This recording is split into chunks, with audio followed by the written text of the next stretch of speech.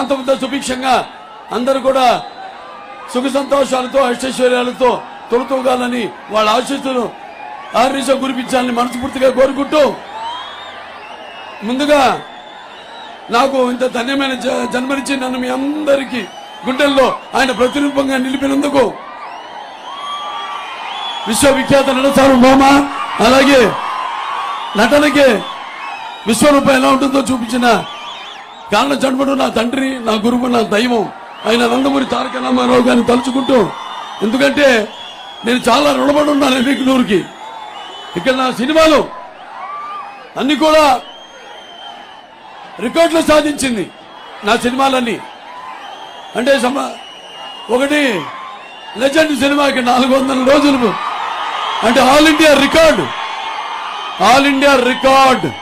భారతదేశం మనం ఏం చేసినా అంతే. చరిత్ర రాయాలన్నా మేమే, తిరిగి చరిత్ర సృష్టించాలన్నా మేమే, దాన్ని తిరిగి రాయాలన్నా మేమే.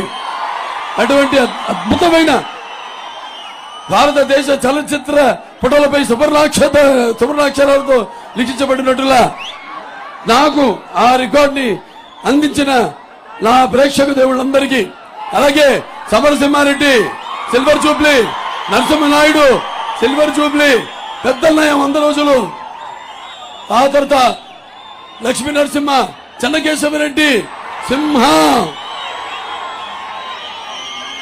దాని తర్వాత డిక్టేటరు, దాని తర్వాత మన గౌతమిపుత్ర శాతకర్ణి,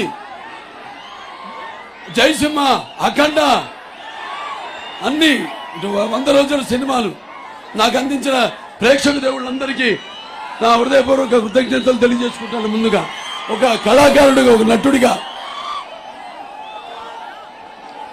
భావస్తురాణి జన్మాంతర సౌహృదాని అంటారు. అంటే పూర్వ జన్మలో మనకున్న పరిచయాలతో ఈ జన్మలో ఒకళ్ళిద్దరిని మనం పొందొచ్చు, కానీ ఇన్ని వేల లక్షల కోట్ల మంది అభిమానులు పొందడం అంటే అది నా పూర్వజన్మ సుకృతంగా భావిస్తున్నాను.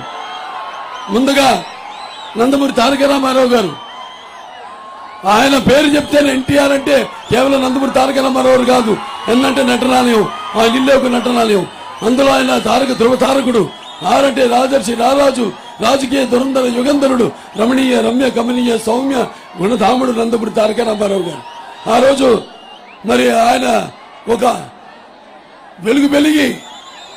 వెలుగుతూ ఉండగానే సమాజ దేవాలయ ప్రజల దేవుళ్ళు, అందులో నేను గర్చకుణ్ణి అని ఆనాడు తెలుగుదేశం పార్టీని స్థాపించారు. ఎన్టీఆర్ అంటే నటనకు ఒక ఆదర్శం, ఎన్టీఆర్ అంటే నవరసాలకు అలంకారం, ఎన్టీఆర్ అంటే నటనకు ఒక విశ్వరూపం, ఒక గ్రంథాలయం, ఎన్టీఆర్ అంటే శకానికి ఒక ఆరంభ మంత్రం, అలాగే ఎన్టీఆర్ అంటే నవజాతులకు దైవ స్వరూపం, అలాగే ఎన్టీఆర్ అంటే నానా జాతులకు దైవ స్వరూపం, అలాగే ఎన్టీఆర్ అంటే యువతరానికి ఒక మార్గదర్శకం, ఎన్టీఆర్ అంటే నెత్తురు మరిగేలా చేసే ఒక అగ్ని కణం, అలాగే ఎన్టీఆర్